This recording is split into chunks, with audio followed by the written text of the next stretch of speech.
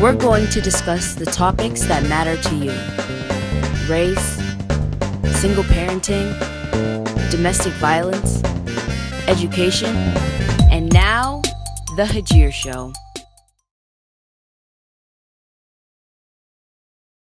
Hello and welcome to the Hagir Show. I am your host, Hagir.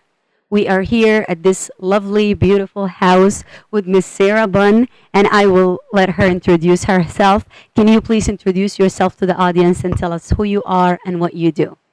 Hi, Hagir. Thanks. First, I want to thank you for coming and welcome to my home. I am going to be turning this house into a studio gallery workshop this summer. I'm really looking forward to doing that. And I've just become a nonprofit, so I don't really remember my mission statement off the top of my head, but I'd like to read it to you because that might help explain exactly who I am and what I do. Sounds good. BunnFunn Works is a fashion and art history nonprofit whose goal is to increase awareness of unsung people of color and events that are not usually found in history books. BunnFunn Works addresses that void by creating period fashions from cultural textiles and presenting them together with photographs to engage the audience in a visual dialogue about the everyday professional person of color's contribution to the birth and expansion of the United States.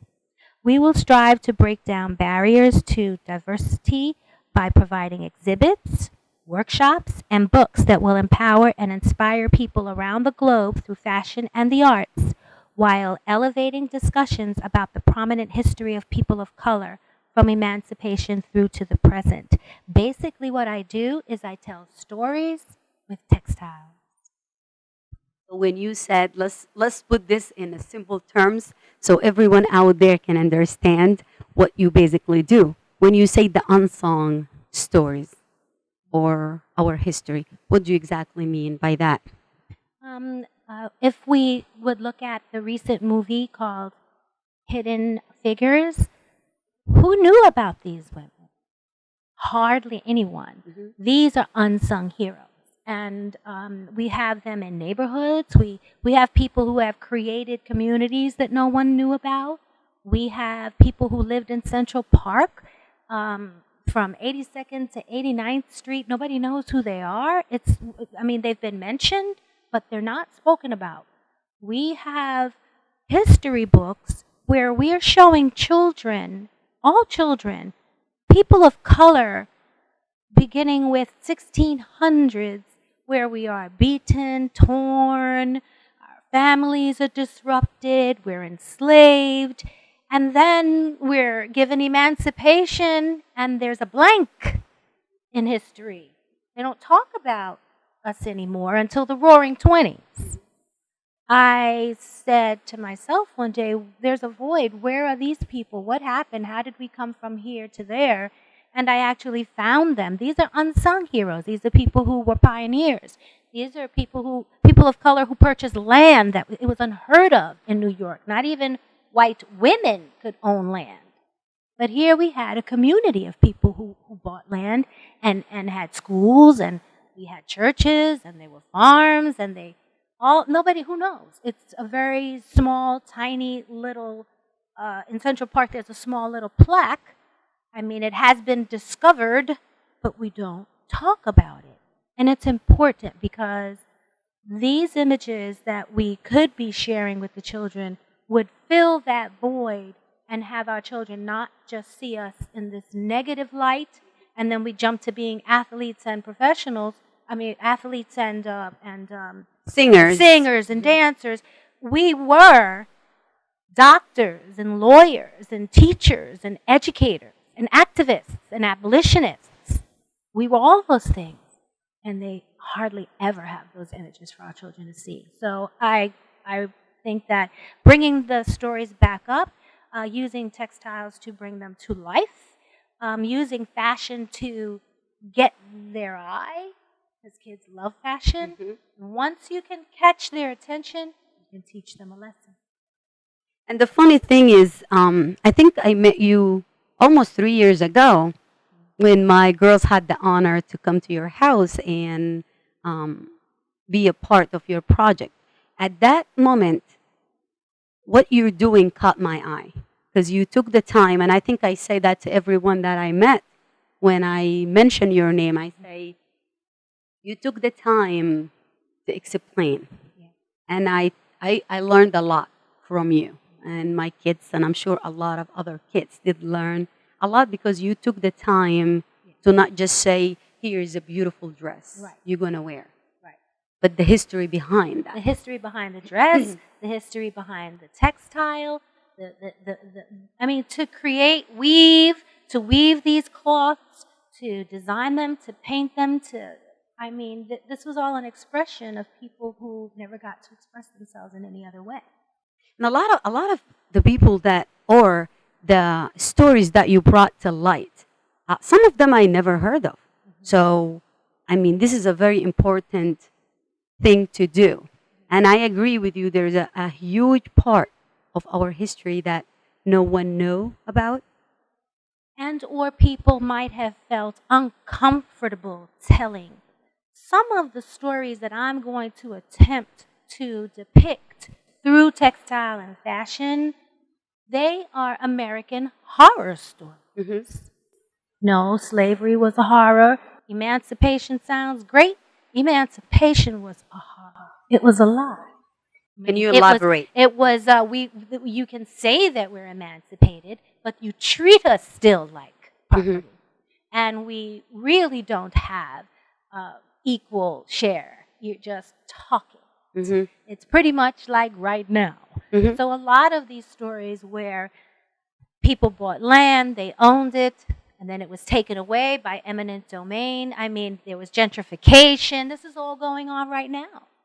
There's a lot to be learned from what happened before because it's simply repeating itself. And what we need to do is stop the perpetuation of that. If we know that we rent homes or we rent our boutiques where we do our business from, we can be put out. If you own your land or you own the building, you have a whole lot, more chance of holding on to your property regardless of gentrification comes by your way. There are some stores in Harlem right now hanging on by a thread, but because they have purchased their building, they're able to at least have some kind of legal footing and not be pushed out. All these other little stores gone. So some of the stories that you shared, would you like to share some of? I know the Seneca. Well, there's Seneca, there's Weeksville, and I'd be glad to take you on a little tour to show you how I set it up in the house so that when people come in, I can actually explain the story and you walk away feeling a whole lot better about your ancestors and knowing that they did contribute, they were here, and they were beautiful. That's amazing. And now we will have you, Miss Sarah, take us on a trip in our history, and starting with the Seneca Village story. Thank you. This story is about 4 principal people who purchased lands in 1827. The first gentleman to have done that is this gentleman right here with the shoe shine box. He saved 5 cents a shoe shine to collect $125 to purchase his first parcel of land between 82nd and 89th Street in what we now know as Central Park West. So after he purchased this land, there was a mother and daughter team who came together and they purchased land from Mr. Whitehall. I remember the farmer's name, I believe, was Whitehall or Whitehead. And he had a big plot of land. They wanted to get rid of it. And they didn't care who they sold it to, which is really ironic because women were not allowed to own land at all. But here we had these women and this gentleman, all emancipated and or free people of color who owned land in 1827.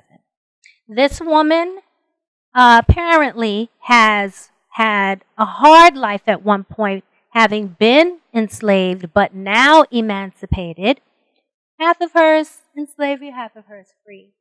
Her daughter, as you can tell by the hue, her skin, one of the reasons why she carries this musket is to protect this child from any of the horrors that she had gone through. So it was kind of difficult. They were coming through a lot, but they made their way. They bought land together and they built their home, had their farms, and I believe one of them was a teacher. This woman here is called the deaconess. She carries the keys and the book of deeds. The book of deeds is something that it lists all the people who own land, how much land, how much they paid for it, to make sure that they had their own records of what land was owed to them and what was theirs.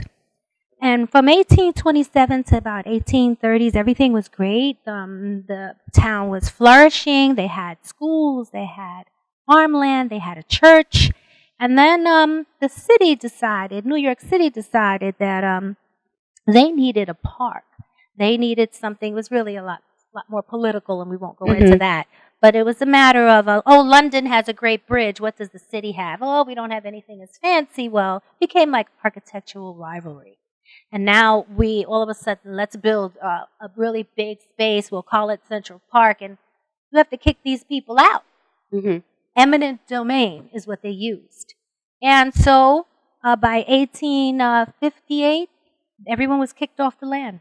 And these people were never again to. There's no DNA. I find that odd. It also leads me to believe maybe they were killed off. I don't know. But they fought for 2 years to keep their land. And now our shoeshine man, he tried to hold out as long as he could, fighting the system, going back and forth to court. And finally, he just gave in. And they came in and booted everyone out. Eminent domain and Seneca Village was no longer. At night, however, a different story with our people in Seneca. They're professionals by day, but at night they became abolitionists, risking their lives, trying to help other abolitionists free slaves along the way. They could not be found out. Everything was done undercover, quietly, or they too would have been killed. Now, on this side, we have another community, a person of self-sufficient African-American community that most people may not know about. There's talk about it, but we don't talk about it enough. This one was located not in Manhattan, but in Brooklyn, in what's now known as Bedford-Stuy. This woman, she does not have a name. She is only known as the Weeksville Lady. The Weeksville Lady. Okay. Weeksville of Brooklyn. Believe it was 1830s. A gentleman by the name of Weeks, Mr. Weeks started this community of self-sufficient. Again, they had their own houses, their own churches, their own schools. Again, all of this was done to get away from downtown by the docks, where there was filth, there was water, the Four Corners. We know that. You remember that movie, Gangland? I mean, it was really notoriously violent against our people. Emancipation meant nothing. Just because you said we were free, they were still hanging people, beating people up. And to get away from all of that, to just be able to breathe, live, and have a decent life, this is the reason that they went off to their own communities. Even some areas, swamplands, where it was horrible. Once you had to go through all this muck and mire, but once you could get into a clearing, this is where they would live, all to get away from the violence, the racial violence. So, albeit emancipated, it was not an easy life. And I chose to represent this young woman because of her stoicness. Not knowing her name really didn't mean anything to me. She still exemplified the dignity of people of color at that time. And you presented this very beautifully. I mean, even your models who you chose, they did show some, strengths. And actually authenticity in culture, because this young lady is African. Her parents are African from Ghana. And they live in Brooklyn. It was so authentic that we could shoot this with a young lady of the actual, generational, ancestral connection, using also the textiles that were hand done from African textiles. Mud cloth is on the bottom of her skirt. The velvet trims that they may have used, the The jacket exemplifying the fact that there was a war, you know, and how the style of the war clothing and the jackets actually you could see in their fashion of the day. The sash is what these soldiers would wear across when they were coming down the streets of the city. So this all bits and pieces that I found. I repurposed things in the house. I used 2 different hats to create the height that I saw in the image of her in a tintype. And this is where I found this image. It was on So the there are website. actually images There of was an image what of you her. have There created. of this young lady, there was an image because there was a camera after the 20s. But 1827, Seneca Village, there was no cameras. So there's no photos of these people, but their names are in a census. So there's proof that they existed. With her, there's no name, but there's a photo. There's a photo. How ironic. Yeah. So we have to get all the pieces, put them together, try to make people aware that we didn't stop at slavery and then begin dancing on stage. We pulled ourselves, we educated ourselves, we wore more than shackles. And that's the tagline for the series. You're an amazing woman. Oh, thanks for having me. All right. So this is the story about Seneca Village And Weeksville. and Weeksville. I will be moving on to do the next story will be about 1910, moving forward to the stories about Black Wall Street and how they burnt down Black Wall Street. I think people are unaware that there were 3 different Black Wall Streets. There were 3 different towns that this happened in, and not every place got burned down. The North Carolina Insurance Company started their business in North Carolina, and that was considered Black Wall Street for them, and they grew, and they survived, and they thrived. I kind of want to continue to perpetuate the positive story. We know all about the negative and all the and all that. We don't want that. We want to show our children that that wasn't the only part of the story. That we did indeed own. We raised up. We had our own communities. We had our own professions, and that we did well. And truly, this is what important, because everything that our kids, their lack of confidence, their lack of self-esteem could be related to just not knowing that there is good and came not out. seeing the images of people like this. And that's Seeing why them the clothed. hero, which one of my favorite work of yours too. I mean, they're all are my favorite, honestly. But the hero line, which, I mean, we're just going to mention that you had put some really empowering people onto the dresses I can take to you show see. and to show that, we are more than shackles, like what you said. And this is your line, but I'm using it, I'm borrowing it. Yeah. We are more than shackles. We are pioneer, we're business people, we're strong. We survived, Survived it, and we should be recognized. and we did not children just should know. survive. We strived, and we became something. But if you want to see the BunnFunn collection with the Who's Your Hero line, I can show you that. We can do that also Whenever you're at some point. Okay. But what you said, your next story, the 1960. What would be 1910 and the North Carolina Insurance Company. I would like to bring that forth just to show that going back to that idea of us owning our own institution. Us not relying on going to someone else's bank. Relying upon us going to someone to buy something from someone else. Let's get our own institution. Okay. And I think that will help us. Okay. So Hagir, now that you've kind of seen one segment of what I do, which is the nonprofit side of my business, this is the side that I use to educate. I also have another side because people love what I do and they want it and can I have one, but they have to be custom. And each one has to have its own meaning, and it's not just anything you're going to find on a rack. So those types of clothing, they're upstairs. You want me to show? Definitely. Let's go upstairs then. And before we go upstairs, as you can see, this whole house is a piece of art or history.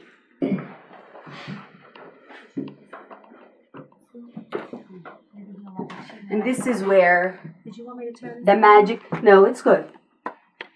Okay. All right. So talk to us.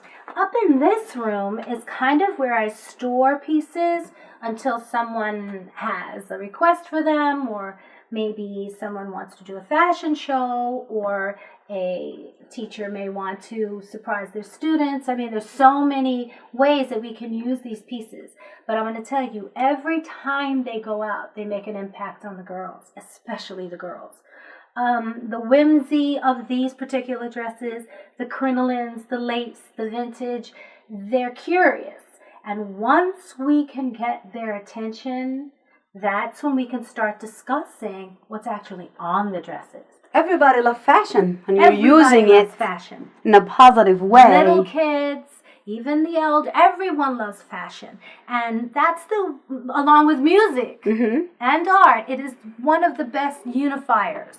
So as I decided that I was watching fashion, I was watching what the girls were wearing out here, I was seeing what a lot of negative things going on. I also noticed that there was a lot of attention paid to certain iconic pinup women of America.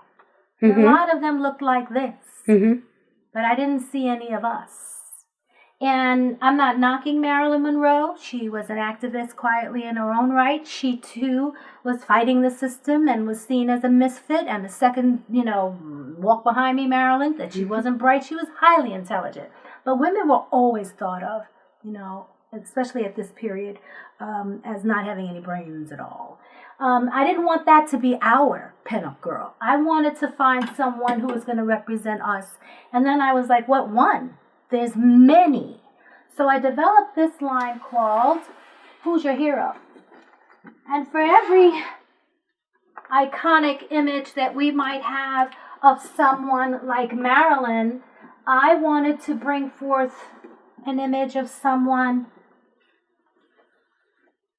like Josephine Baker. And when we talk about Josephine Baker, the one way that I tell stories through fabric is by using the fabric to show their personality or what maybe may have gone on in their life. One thing we know about Josephine, she was ridiculed here in the States. They really made a lot of fun of her, treated her like she was, let her go up to all kinds of just negativity. Europe loved her. France, she went to Paris, loved her.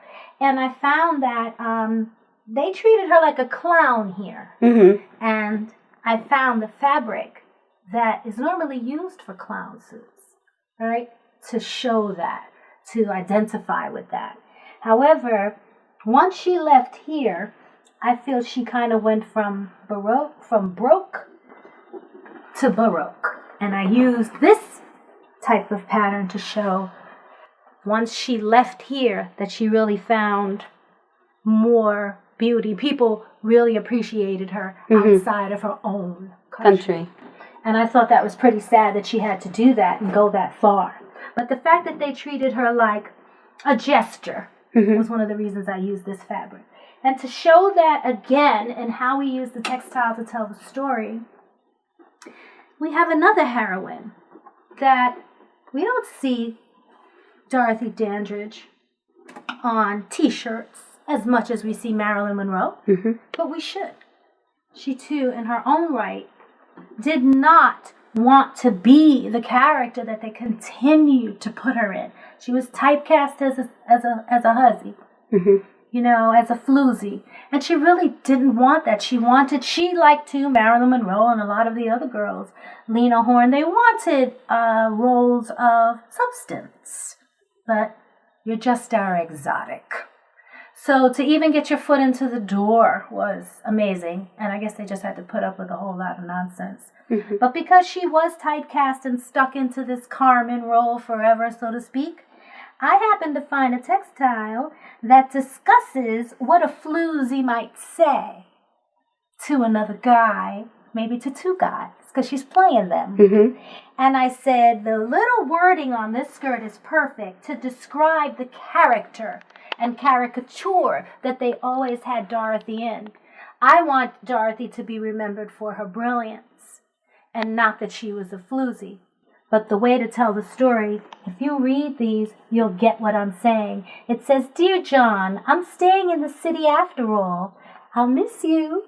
And some of these other little stories, she had been pulling John along. "Oh, I'll meet you here, I'll meet you there." Finally, in the end, she left John for another guy. Okay. But just the fact that the fabric kind of tells the story, it works. And once you can get a young lady to sit down, if she's going to model for you, no one who models for us can model unless they research their hero. Mm-hmm. You cannot walk in the dress. You can't shoot the dress. You can't talk about the dress. You can't have the dress unless you know who the person is that you're wearing, or you're not truly representing. So that's another way. And if there's 17 dresses, I do a show, there's 17 brand new girls that are going to learn something. Something about textiles, something about a heroine, and something about history. We can also branch off with a few that may not be so much about the heroine itself. Let's say, as in this case, don't forget too, we go from the era and the period that they're in, that's the style of the dress. So if in the 1940s it would be slimmer, 1950s it's going to be really big. The girls ask why? Why such big skirts? 1950s, well, the war was over. But when the war is going on, you have to conserve. "Oh, that's why the skirts were skinny, Miss Sarah." Yes.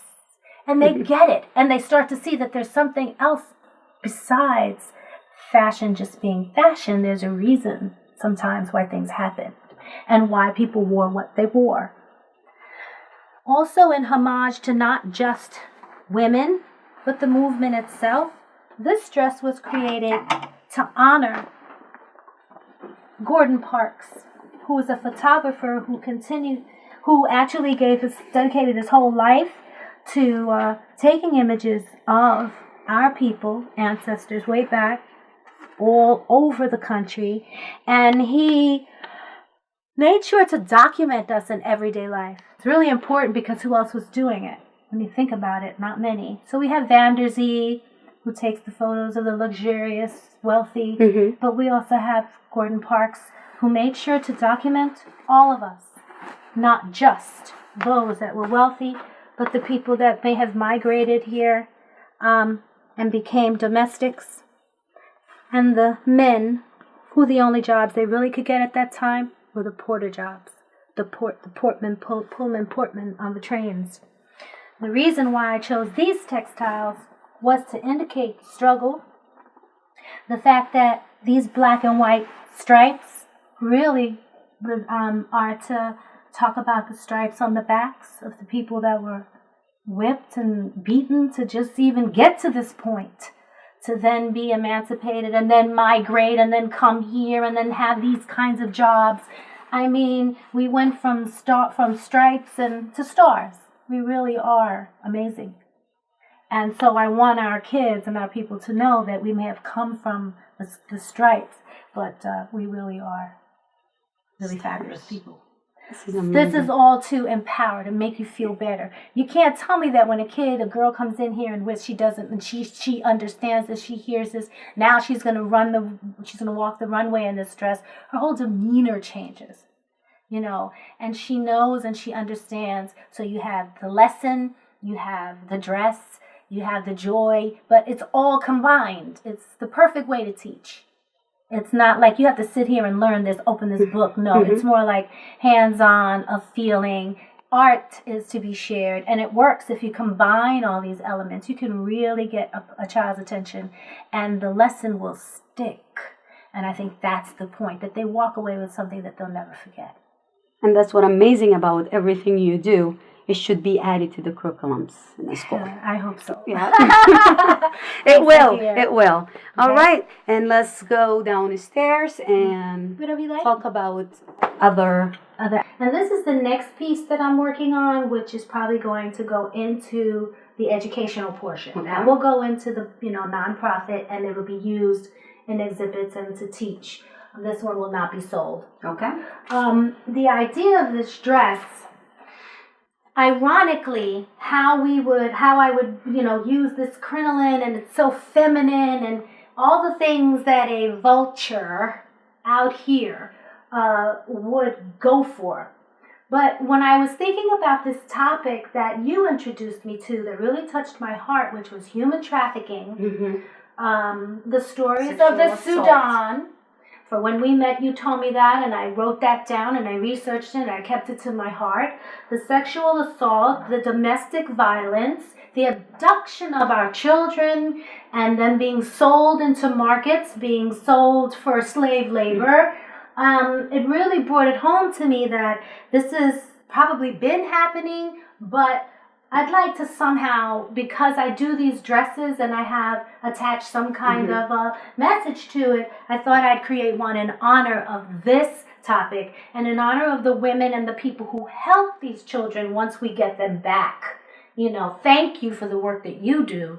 And in creating this piece, I first, of course, again, had to go to the textile. I needed a textile to tell the story that I'm trying to express. And I found it's a piece of toile, which is a fabric that I noticed had very Parisian looking, like pastoral scenes, usually in blue and white. Everything was just so lovely. And I said to myself one day, I would love to see women of color in these pictures or something a little different. And lo and behold, in looking for it, I found it. There is an African-American designer, her name escapes me at the moment, but she created a replica of that fabric, and she used African-American women in here and men to tell the story. And as you open up this fabric, you can see scenes of a child running and having fun with their horse. They're here having a picnic. The children are jumping rope. This here reminds me, it could even be a still for the story of Little Africa, which is another community in New York City, which I will be writing about or doing a piece on.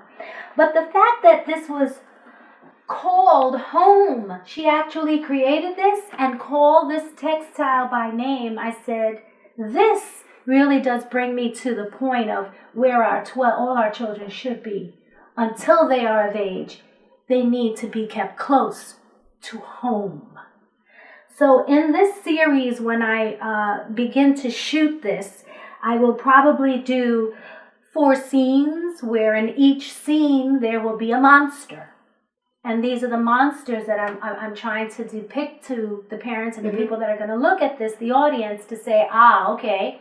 So if you think about it, usually the little girls, there are somebody in the neighborhood always watching. So we start with, I'll probably do a scene where she'll have flat shoes and she looks girly. Her accessories will be young. And then we'll do another scene where now she's maybe grown up and she's the next stage they target. And that's when you start to go out looking for jobs.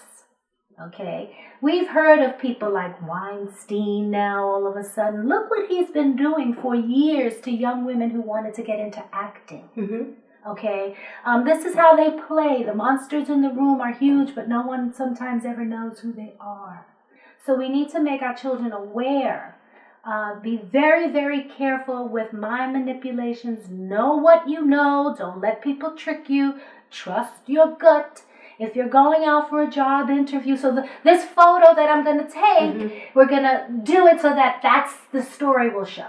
And then the third scene I want to do with this dress is probably going to be something a little bit scarier, where the child may be in one of those tanks, those cargo tanks, because that's where they take our kids. They take them, shove them in there, and send them to another country. You never see them again. It's horrendous. So I'd like to do one there where she might be hovering, but all the while she will be wearing this around her eyes, because this dress will be entitled Not for Sale. So once the last shoot comes, that'll be when she's been empowered. This will be off her eyes at that last shoot. She will have boxing gloves on. She will be prepared to fight and protect herself in the same dress, meaning that you can be feminine. Transition. You can be pretty. You're grown up. You can do all of that. You can be all that woman you can be. But know that if someone is coming after you, you don't have to ask permission to fight back. Because we're always taught to be polite, to be nice, to be kind, to go tell somebody. And no, If someone is touching you improperly, know that you are within your rights to whatever you gotta do. Mm-hmm. So when you give your girls cute dresses with crinolines and all of that, make sure they know how to fight. It has to go hand in hand. I don't care if they're in boots and jeans. I don't care. It's not really about just the look. I'm only using this look to overemphasize, to make a point, and that you can be feminine, but you better be ready to kick butt, because it's kind of crazy out here. We have all kind of stories. We have stories, China, they don't want the girls. The Sudan, they are cutting our girls, right? You have this Pakistani, in Pakistan, they took a girl, shot her in the face because, what was the name of it? Honor. It's called an honor kill, because she didn't fall in love with the boy that they wanted her to marry. Instead, her father and brother shoots her in the face, puts her in a bag, and throws her in the river. This is actually acceptable. This is all those happening today. Okay, no, we can't have that. Even today, I saw a clip on Grace Jones. Here she's saying, #MeToo. However, I didn't allow it. She threw the thing in his face. She threw the glass in his face, a glass of champagne in his face, and left. She had the wherewithal then to say, I'm not doing that. So there shouldn't be 100 women coming out now, 10 years later, that someone molested you. Surely At that moment, you stop them from doing this to you at all costs. Money is not, come on. It's you have to live with this for the rest of your life. And there's no need for us to be afraid to say, you're not going to do that to me. And I don't have to ask anybody's permission. We've also had, I think, a video with some pageant ladies who, I believe they were from different Spanish or Latin American countries. I don't really remember, but it flipped by me on Facebook, and I said, each girl came up and she said, well, my measurements are, and instead of her giving me I'm hearing measurements, she was giving statistics of the abuse and of the abduction and how many women in her particular country were being molested and things like that. That I found really profound, that here you have a sexist kind of American pageant shows. I don't know. Are we really into that anymore? Yeah. Do you need to see me in a bikini to know how intelligent I am? I don't know. But I don't think they're looking for the intelligence when you're in a bikini. when we're in the bikini. But ironically, here these girls came out in a pageant about beauty, and they made a statement which I thought was just profound. And a good way to maybe use that platform. That, like I said, it doesn't have to be about crinolines and all of that. It can be about get your boots on and be ready to fight back. You can't allow people to push you around because you are of a certain gender. You just can't do it. So I'm hoping that we empower our girls to know, eat well, because then you're healthy. Get rest, because then you are alert. Stay close to home, travel with a friend. All of these things that your parents tell you, pay attention. They are abducting people off the street every day. And it all brings me back to that other room where the abolitionists, you see the photo where the sign says, caution. Okay, slave catchers, abductors. It's the same thing. And that was in the 1800s. They're still abducting. They're still hanging. They're still shooting. Selling. They're still selling us. But we're not for sale. And I hope that this dress, once I put it into production and we shoot it and we photograph it and we share it, and every year we, keep pushing it, and it helps to promote. Or remind a mother somewhere, or just bring it to the front of their forehead, the front of their heads. When you go to the supermarket, do not let your 4-year-old walk around. There is a video on Facebook showing a man in a supermarket who manipulates a little 4-year-old girl near a fruit stand. No one can see what he's doing. And within 3 minutes, he has molested the little girl, walking away smelling his fingers. He's doing this every day. And it could be your child. And she's in shock. She didn't know what happened to her. She walks away. Your child has been traumatized, and you don't even know it. Your 12 to 14-year-olds walking around the street with so-and-so watching their every move. Waiting for her to be 16. Watching her when she's 20. They take their time. You have to be careful about what's out here and protect our kids. That's what this piece is about. And this is the whole thing, what you're doing. That's how amazing it is, because raising awareness, it doesn't matter how many times we talk about this subject. You have to keep If it is still there, Yes. exist, that's Yes. mean we need to do more Be work. consistent on it. Be consistent and just keep raising awareness. Just There keep raising is so many issues that we deal with every day, and like what you said with the human trafficking, human sex trafficking, abduction. It's the statistics are crazy. And higher. And it could be because of social media. It could be because we're now speaking about it. Doesn't matter why. I think because But we used to fight it. think about if you go outside and get abducted, no one is concerning about social media now. There is apps that creeps are contacting your watching, kids and yes, watching and yes. talking to them and making them feel comfortable, and then Exactly. getting to the point. So at the end, I think it's the parent responsibility Yes. to watch and to keep pushing Yeah. and keep educating Yeah. and raising awareness. And luckily, we have someone like you. Aw, I'm trying. I think if we all work together with your show, I mean, we work with people that are in the education system. We're working with, there's so many things that are happening. So if we continue to make it more of a community thing, and I help you here, you help this one there. I can give a lesson today, or let's talk about this, or let's have a meeting at my house, whatever it is. There's this weird guy that's been hanging out on Elm Street lately. Has anyone noticed that? Like, we really just need to be Get more back to aware community. and get back to community. And I think everything is not about the dollar. I am not trying to be famous. I'm not trying to make a whole lot of clothes, make a whole lot of money. I'm trying to use my gifts to tell American horror stories. Some of these stories are horrible. How do we tell these kinds of stories in a palatable way that young children can understand? Albeit they may be a little shaken, they won't be traumatized by the way you present the information. There was 150 women hung decades in this country. That is an American horror story. I will figure out a way how to present it so that we can all get it and not feel dejected, but learn from it.